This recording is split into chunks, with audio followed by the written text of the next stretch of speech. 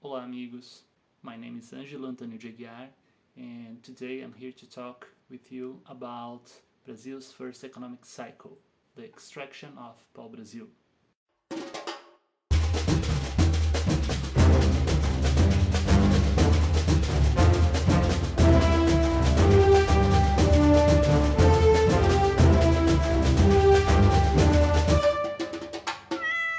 Okay, I know that economy is not one of the hottest topics to talk about or make a video about, but here's the thing. We need to talk about the past of Brazil's economy so we can understand modern day Brazil. When we talk about history, we can talk about different fields or different points of view. Like when you talk about an economic perspective, we are actually talking about how people used to produce and distribute wealth among themselves. Or when we talk about a cultural perspective, we are talking about how people used to behave in the past, what these people used to think, about life, about themselves, about this world. What were their traditions? What were their religions? These are examples of a cultural perspective. But we can also talk about a political perspective, for instance.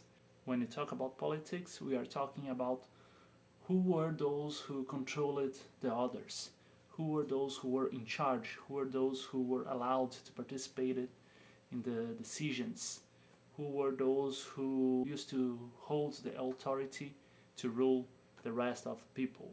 So these are just three examples about how we can talk about the past from different perspectives.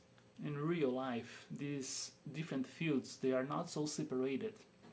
We just do this, we just separate them for teaching purposes or scientific purposes. But in real life they were not so separated, and they keep in effect one another. So that's why it's important to understand how the economy of Brazil used to behave in the past, because through this we can see many different fields of Brazil's history and understand why we can trace back some of our modern day problems to our colonial past. Okay, maybe you now understand why it's important to talk about history of economy, right? But you may asking yourself, why do we still have to talk about pau-brasil? If you watched our two past classes, you already know that pau-brasil was this native tree, right, that gave our country its name, and it was exploited by the Portuguese since early times. Today we're going to understand more in detail how this process happened and how this extraction affected our ecosystems and the Portuguese colonization, later in Brazil. Maybe you remember that I told you in our past videos that the Portuguese, they were not so interested about Brazil when they first arrived here. That's because they didn't find any trace of gold, silver, or precious metals in this land, and they were more interested to keep in carrying out the commerce with the Indians in the other side of the world. It turns out they didn't notice a different problem. If they decided to not occupy this land, maybe other kingdoms of Europe who would start their navigation projects, like the British, the French, they would maybe occupy this land if the Portuguese didn't protect it. So 30 years later, after Pedro Álvares Cabral come to this land, the Portuguese decided to occupy this land in an attempt to avoid their rivals, the other European kingdoms, tried to take it. Brazil's first occupation mission started in 1530, and it was led by Martim Afonso de Souza. Before this mission started, the Portuguese were already here collecting pau-brasil and taking it to Portugal to sell there as furniture and red dye. The deforestation process caused by the extraction of pau-brasil started an ecological crisis in our country, which still remains today. The pau-brasil was collected in a particular kind of forest in our country, a forest called Mata Atlântica, or something like the Atlantic forest. To ship these pau-brasil woods, the Portuguese established many different warehouses all over our shores. These warehouses, they worked also as forces to protect Brazil shores from other European ships. It turns out the system of warehouses didn't work so well, and this happened mainly because the other kingdoms, the French, the British, the Dutch, they managed how to invade Brazil to rob wealth, including pau-brasil. Because pau-brasil was only found inside the Mata Atlântica, the Portuguese needed the help from the indigenous people, from the natives, to guide them into the woods. It didn't take long until the Portuguese started to recruit some natives to do these jobs for them. For this job, the indigenous were paid with knives, mirrors, fabric, metal tools, and other things they didn't have, before the Portuguese came. At a certain point, especially when the pau-brasil started to disappear from the Mata Atlântica, or when it becomes harder to find it, the Portuguese started to push these indigenous people more and more until they tried to enslave them to do this job.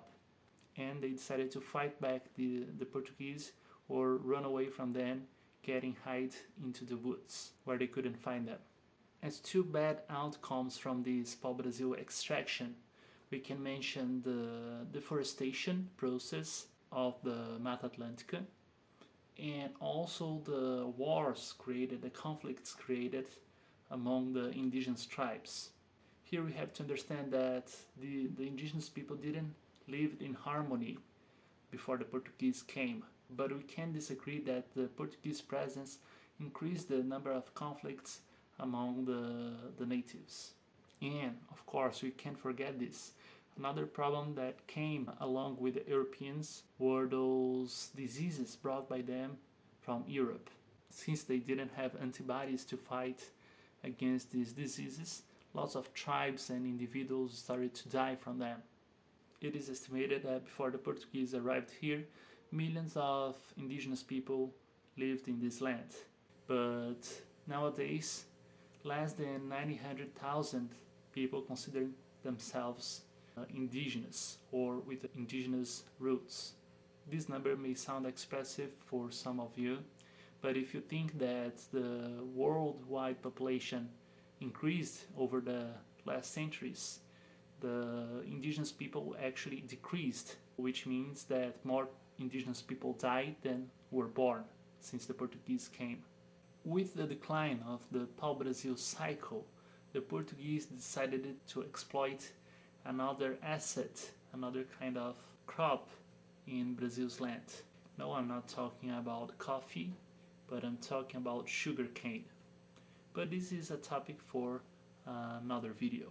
Yes, I know that today's class didn't have a happy ending, but I have to warn you, this will happen, once in a while, since over Brazil's history we will see lots of problems.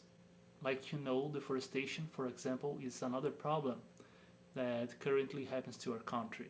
If the past the victims were the Mata Atlântica and the indigenous natives who lived there, nowadays the forest that is facing this menace the most is the Amazon rainforest, and for the same reason, to exploitation, to make money of it. Brazil is one of the biggest countries in terms of production of soy, of livestock, and mining. And as a consequence of all these activities, they keep in destroy the different environments, the different ecosystems, and threatening the different indigenous tribes that still want to live in the way their ancestors used to live.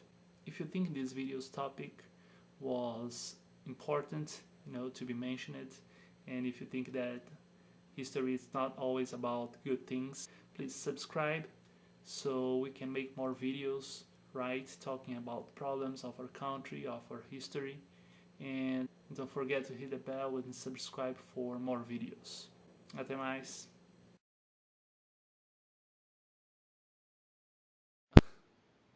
Okay, I know that economy it's not.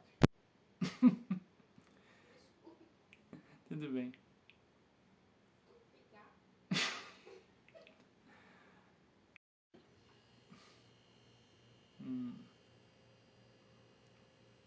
Ah, essa geladeira é top, hein?